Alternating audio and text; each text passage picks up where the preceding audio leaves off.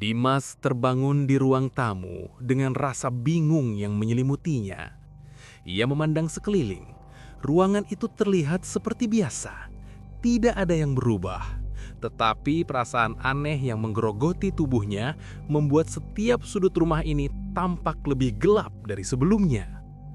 Lampu ruang tamu yang menyala memberikan cahaya hangat yang memudar, tetapi tak mampu mengusir rasa takut yang mengendap. Ponselnya yang tadi terjatuh, kini tergeletak di lantai. Dengan tangan yang masih gemetar, Dimas mengambilnya dan melihat layar ponselnya. Pesan terakhir yang ia terima dari nomor ibunya masih tertera di sana, dan untuk sesaat, Dimas merasa hampir gila. Ibu sudah bilang jangan dibuka, sekarang mereka tahu kamu bisa melihat. Kata-kata itu terus berputar di pikirannya. Mereka tahu kamu bisa melihat. Siapa yang dimaksud dengan mereka? Apa yang mereka ingin Dimas lihat? Pertanyaan-pertanyaan itu menghantui pikirannya, semakin membawanya lebih jauh ke dalam ketidakpastian yang menakutkan. Ia memutuskan untuk berdiri dan mencoba menenangkan diri. Langkahnya terasa berat, seolah tanah di bawah kakinya memberi tekanan yang lebih dari biasanya. Dimas berusaha melangkah ke dapur, berharap bisa menenangkan pikirannya dengan secangkir kopi, sesuatu yang bisa membuatnya merasa lebih hidup. Namun saat ia melintasi lorong, langkahnya terhenti. Ia melihat pintu depan rumah terbuka sedikit.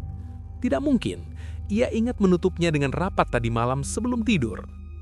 Dengan hati-hati, Dimas mendekati pintu itu. Tangan kanannya gemetar saat ia menarik pintu itu, dan ia melihat keluar. Pemandangan yang tampak di luar begitu biasa, namun ada sesuatu yang membuatnya merinding. Udara pagi itu tampak cerah, namun ada keheningan yang tidak biasa, seperti ada sesuatu yang menunggu di balik sudut rumah. Ia menarik napas dalam-dalam dan memutuskan untuk menutup pintu itu. Tetapi saat ia berbalik, pandangannya tertuju pada lemari yang ada di ruang tamu.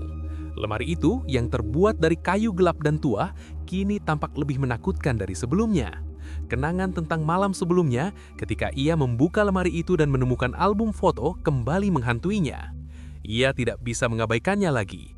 Apa yang sebenarnya terjadi dengan foto-foto itu? Mengapa wajahnya memudar? Mengapa ia merasa seperti ada sesuatu yang tidak beres dengan dirinya sendiri? Dengan perasaan yang campur aduk, Dimas melangkah menuju lemari itu lagi.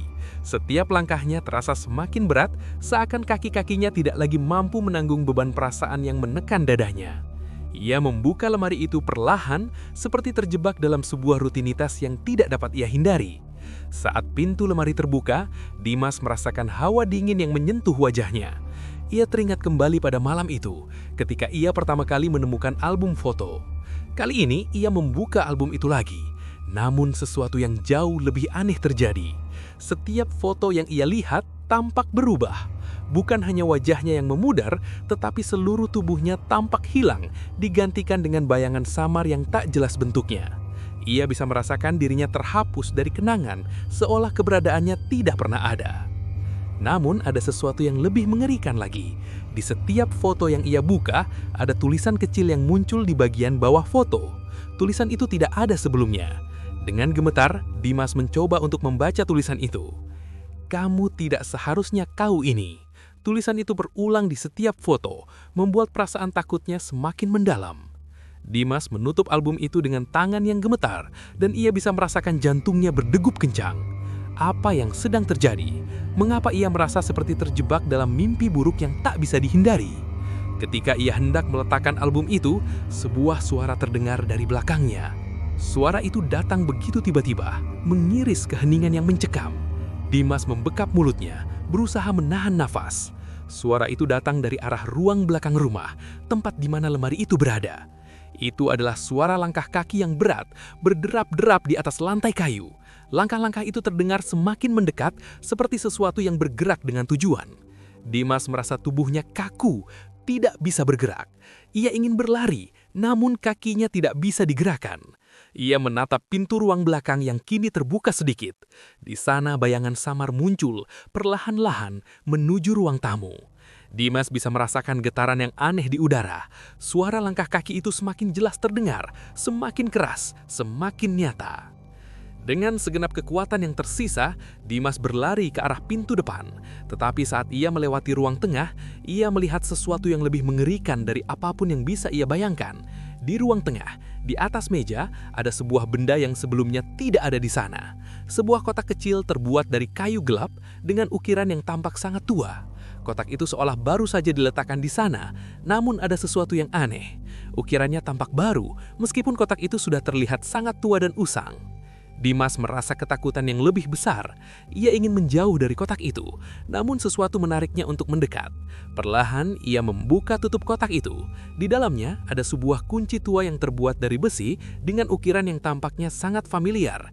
Ia merasa sangat mengenal ukiran itu, tetapi tidak bisa mengingat dari mana. Tiba-tiba, ponselnya berbunyi lagi. Dimas menoleh dan di layar ponselnya muncul pesan baru.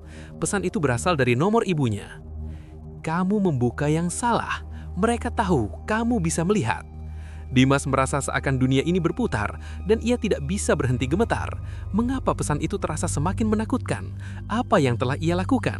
Apa yang ada di balik kotak itu? Mengapa ia bisa merasakan bahwa semuanya semakin hilang dari dirinya? Suara langkah kaki itu semakin dekat. Di luar rumah, suara itu semakin keras, seolah ada sesuatu yang mendekat. Dimas merasakan ketakutan yang semakin dalam. Ia merasa seperti dikejar oleh sesuatu yang tak bisa ia pahami. Namun ada satu hal yang pasti, sesuatu yang mengerikan sedang mengintai dirinya. Apa yang sebenarnya terjadi? Apa yang akan terjadi padanya? Saat ia menoleh, bayangan yang tadi hanya samar kini muncul dengan jelas di ujung lorong. Wajah yang familiar, namun tampak pucat dan hancur, menyeringai di bawah cahaya yang redup. Itu adalah wajah ibunya, namun bukan ibunya yang ia kenal. Wajah itu penuh dengan luka, seperti sesuatu yang tak manusiawi. "Ibu!" Suara Dimas terdengar seperti bisikan. Ia ingin berlari, namun kakinya tidak bisa digerakkan. Ia terjatuh ke lantai, tubuhnya lemas.